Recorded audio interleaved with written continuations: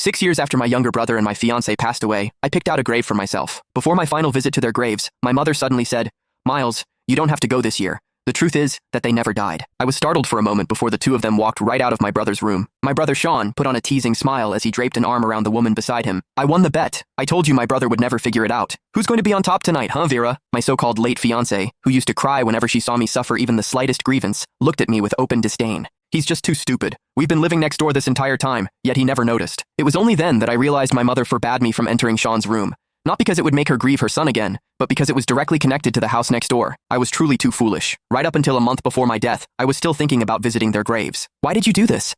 I suppressed the trembling in my body, asking Vera with red-rimmed eyes. After so many years, she was no longer gentle and sweet. Her gaze was cold and detached.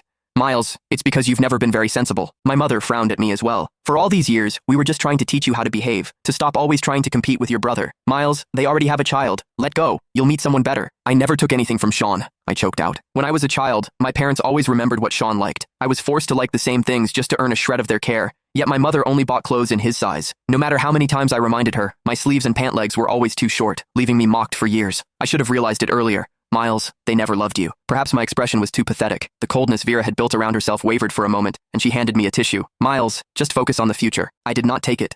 Sean put on a guilty act beside her. "Miles, I'm sorry. Vera and I haven't registered our marriage yet. I'll give her back to you." Suddenly, my mother raised her hand and slapped me. Hot pain flared across my face. I looked at her in disbelief, her voice cutting through the air.